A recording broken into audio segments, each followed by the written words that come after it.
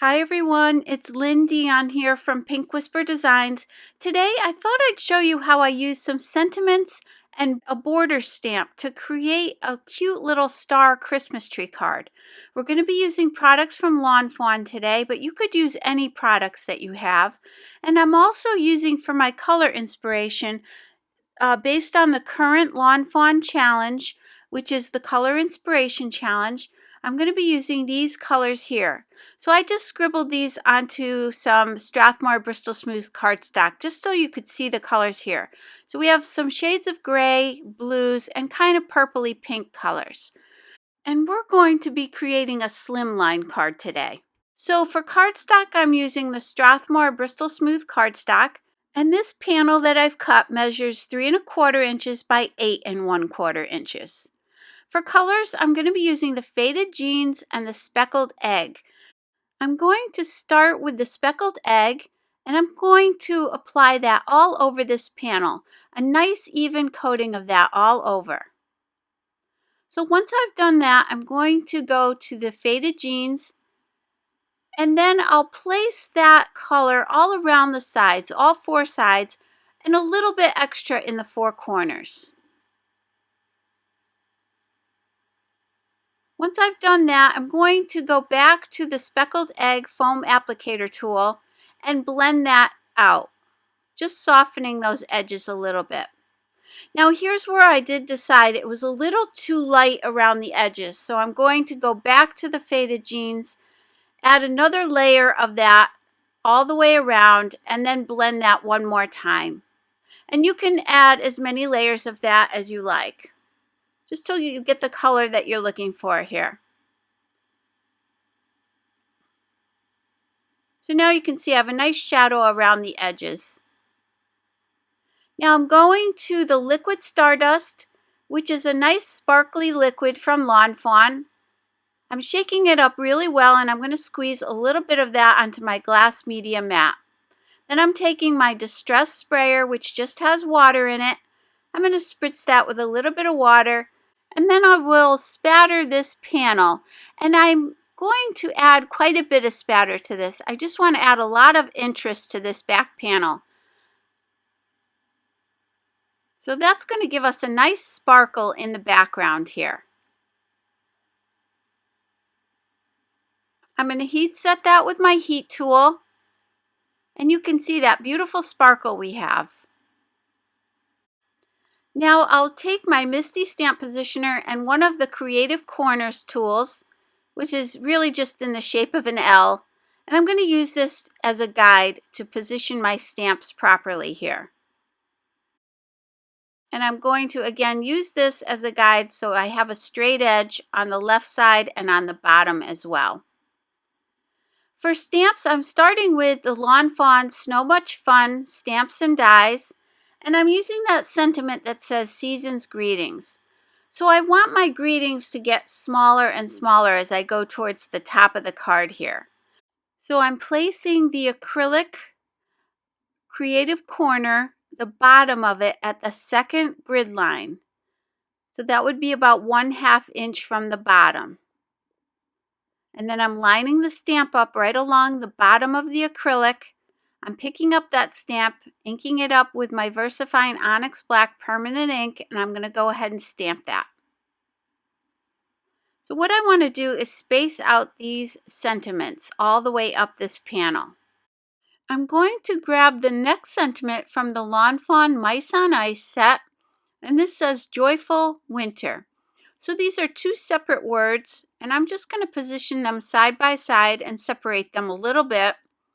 I'm going back to my acrylic corner here, and now what I'll do is count up 5 from that last line, or 7 from the bottom. So it might be easier to go from the bottom up. So you count up from the bottom up 7 grids. The bottom of your acrylic should be at the top of that 7th grid. So basically here we're just trying to evenly space these out. So you can do these as far apart as you like. Now I'm going to ink this up again with the VersaFine Onyx Black ink, and I'm going to go ahead and stamp that.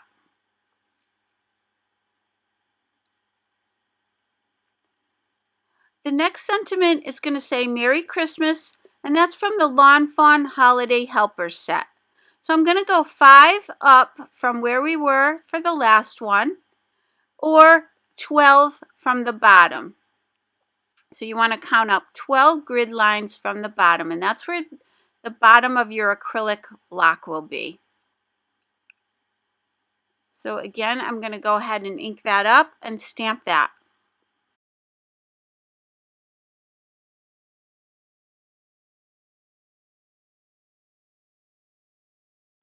So the next 3 sentiments, the peace, love, and joy, are going to come from the How You Been Christmas Cookie Add-on set from Lawn Fawn.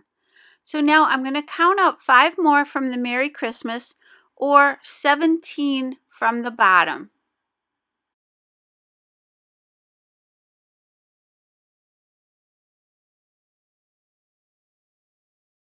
Now here, these 3 are all one sentiment, so I'm going to cut these into 3 separate stamps. And there's no problem here, we can always put them back together. I'm just going to separate them just to make this a little bit easier, just to make sure I get everything centered. And I just want to ink up that one sentiment at a time. So don't worry about cutting your stamps, it doesn't hurt anything. You can always place them on an acrylic block or back in your Misti if you want to use it all together. So now we've got peace, and we're going to count up 5 more grid lines, or 22 up from the bottom.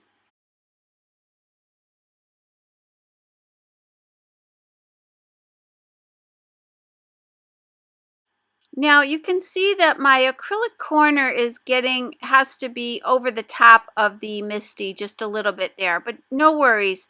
We're going to go ahead and pick up the stamp, then we'll be sure to remove that acrylic corner, and then we can do our stamping.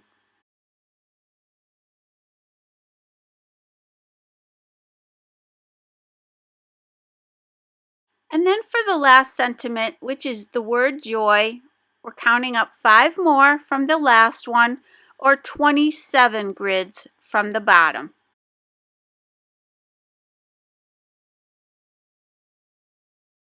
Now again, my acrylic corner is hanging over the top of the Misti there.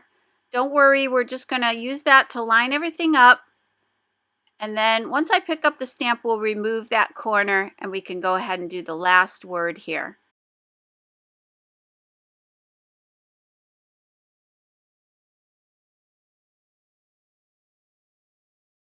Now we finished stamping all of the sentiments. So the next image I want to grab is this border of stars. And these are from the Simply Celebrate stamp set. So I've placed some Strathmore Bristol Smooth cardstock in my Misti, and I'm going to stamp 5 rows of these stars. And I am going to stamp each one twice. That's why I place this in the Misti, because I want to get a nice dark stamping. So I'm going to stamp each row 2 times. And for the Misti, all I have to do is slide this up and down just to position it so I can stamp a couple more. I don't have to move the stamp each time, I just have to move the paper.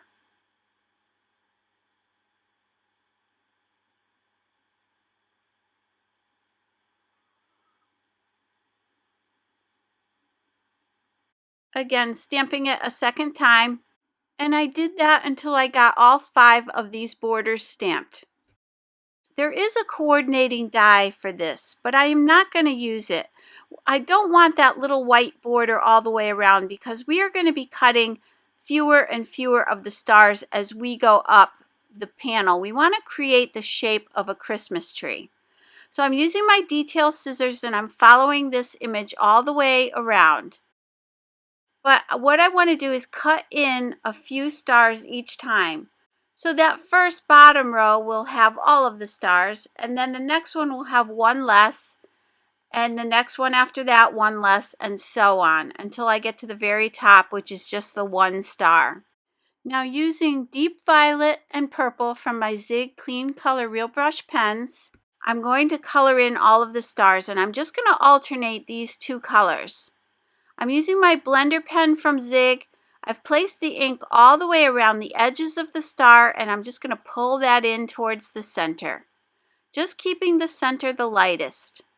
And you can do each of the stars a little bit different, have your shadows in different places just for fun and just to create some interest. You do want to clean off your blender pen between colors. Now I'm coming in with the second color, and I'm going to do the same thing. And to clean off your blender, you just scribble it onto some scrap paper until it goes clear, and then you can change to your next color. And these are a water-based marker, so you could also use a water brush here as well. So again, I'm going to alternate colors, doing every other color. And I'm going to do that for all of these stars.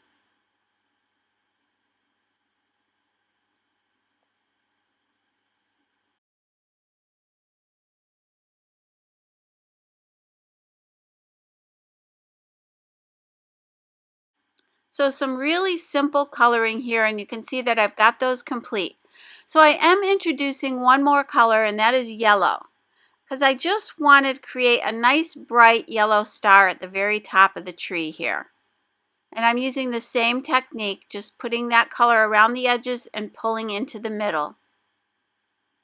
You want to make sure you clean off your blender pen really well before you switch to the yellow here. Now with my Uniball Signo white gel pen, I'm going to give these stars little highlights, and I'm going to place these highlights in all different areas here. Again, just adding some interest to these, just to make them look a little bit more three-dimensional. And this just takes a couple seconds to do. And I have to say, it adds a lot to the card. So it is worth taking the time to do this. Now for mounting, I'm using these mounting foam circles, and these are from Kaiser's scrapbook. And these are super thick, and they're really sturdy. So they have adhesive on both sides, and you can see how nice and thick these are. So this is going to add a lot of dimension here. I'm placing these every other star or so. You could place them on each star if you wanted to, but I thought every other would be just fine. And then I'm removing the backing from each of those, and I'm going to position this right above the words Season's Greetings. And I'm just centering it between those two sentiments. Then I'm going to the next size up, and I'm placing again those foam circles on here, and then centering it between the next two sentiments. And you can see how this is starting to come together. I just love this. So it's fun to use these color challenges because I probably would not have colored in my stars in deep violet and purple. But in the end, it really is a beautiful color combination with the blues. And we'll use a little bit of gray here in a minute to create a map for our card. And then for the last one, I'm using that bright yellow star and just positioning that right at the top. And you can see again how much dimension we have. For gray cardstock, I'm going to my Lawn Fawn Neutrals paper pack, and I'm grabbing that medium gray color. And there again, you can see our color palette, so that's why I've selected the gray. You could also use a black matte here as well, but in order to stick with this color combination, I'm going to try this. And my cardstock measures 8.5 by 7 inches, and I'm scoring it at 3.5 inches. That's going to create a slimline card that measures 3.5 by 8.5. And that's a standard slimline card size, which will fit in a standard business size envelope.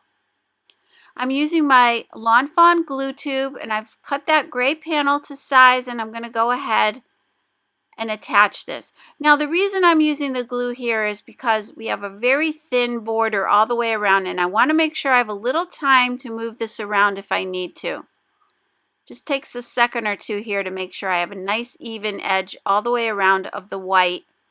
And then I'm using my We Are Memory Keepers bone folder to press that out. I like to use that when I'm doing a large panel like this. I'm going back to the glue tube, and I'm going to attach this panel the same way. Again, just to give myself a little time to adjust this if I need to. That's going to create that nice gray mat all the way around the edges here. Just pressing that out. Now going back to our color palette, you can see how pretty this is. And again, I really would not have thought to color in these little stars in these two colors, but it really works. And I love the sparkle we have in the background. So this is a fun way to use your borders and your sentiments in a different way. So take a look at the images that you have. Maybe you have a row of gingerbread men or jingle bells. Anything here would be really cute. So I hope you enjoyed today's video. If you did, please hit the like button and subscribe. And don't forget to visit me at pinkwhisperdesigns.com. As always, thank you so much for joining me today. I really appreciate it. Have a great day. Bye-bye.